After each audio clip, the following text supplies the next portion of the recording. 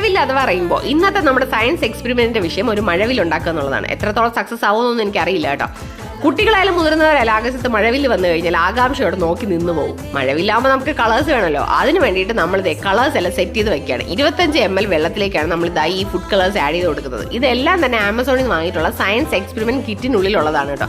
നമ്മൾ വീട്ടിൽ നിന്ന് എടുത്തിട്ടുള്ളതെന്ന് പറയാനായിട്ട് വെള്ളം മാത്രമേ ഉള്ളൂ. ബാക്കി എല്ലാ സാധനങ്ങളും ഇൻക്ലൂഡഡ് ആണ്. പ്രൈസ് വന്നിട്ട് 650-700 രൂപയ്ക്കകത്താണ് കേട്ടോ.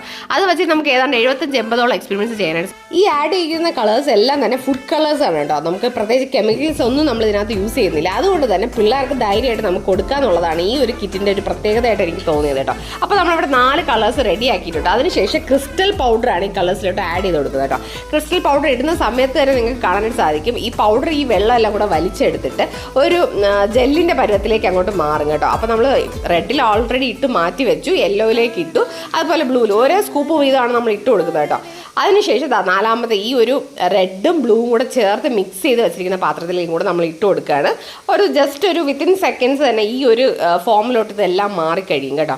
അപ്പോൾ ഇനി നമുക്ക് ചെയ്യേണ്ടത് ഈ 4 റെയിൻബോ അപ്പോൾ 4 കളേഴ്സ് പോരല്ലോ, നമുക്ക് 7 കളേഴ്സ് വേണമല്ലോ. അതിന് വേണ്ടിയിട്ട് നമ്മൾ ഈ ട്രേയിലേക്ക് ഈ ജെല്ലിൻ്റെ പരുവത്തിലെത്തിയ ഈ സംഭവങ്ങളെല്ലാം തട്ടിക്കൊടുക്കുകയാണ് കേട്ടോ. 4 കളേഴ്സ് നമുക്ക് ഇതിലേക്ക് ആഡ് ചെയ്ത് കൊടുക്കാം. നന്നായിട്ടൊന്ന് സ്പ്രെഡ് ചെയ്ത് വെച്ച് കൊടുക്കണം കേട്ടോ.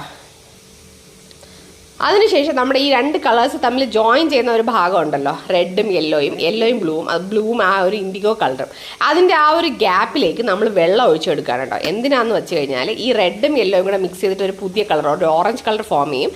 ഈ യെല്ലോയും ബ്ലൂവും കൂടെ മിക്സ് ചെയ്തിട്ട് ഒരു ചെറിയ ഗ്രീൻ കളർ ഫോം ചെയ്യും കേട്ടോ. അപ്പോൾ അതിന് വേണ്ടിയിട്ടാണ് നമ്മൾ വെള്ളം ഒഴിച്ചു കൊടുക്കുന്നത്. അപ്പോൾ കുറച്ച് നേരം ഇതിന് ശേഷം നമുക്കൊന്ന് ഹാഫ് അവർ വെയിറ്റ് ചെയ്യാം. അപ്പോൾ നിങ്ങൾക്ക് അപ്പോൾ ഒരു അരമണിക്കൂർ കഴിയുന്ന സമയത്ത് ഇതുപോലെ നമുക്ക് കാണാനായിട്ട് സാധിക്കും. നമുക്കിവിടെ വയലറ്റ് കളർ മിസ്സിംഗ് ആയിട്ട് എനിക്ക് ഫീൽ ചെയ്തു. അത് ഇൻഡിഗോ ഉണ്ട്, ബ്ലൂ ഉണ്ട്, ഗ്രീൻ ഉണ്ട്, യെല്ലോ ഉണ്ട്, ഓറഞ്ച് ഉണ്ട്, റെഡ് ഉണ്ട്. കാണാനായിട്ട് ഭയങ്കര കളർഫുൾ ആയിട്ടുണ്ട് കേട്ടോ. ഏതാണ്ട് ഒരു 2-3 ദിവസം ഇത് ഇങ്ങനെ തന്നെ ഇരിക്കും. അതിനുശേഷമായിരിക്കും ഇത്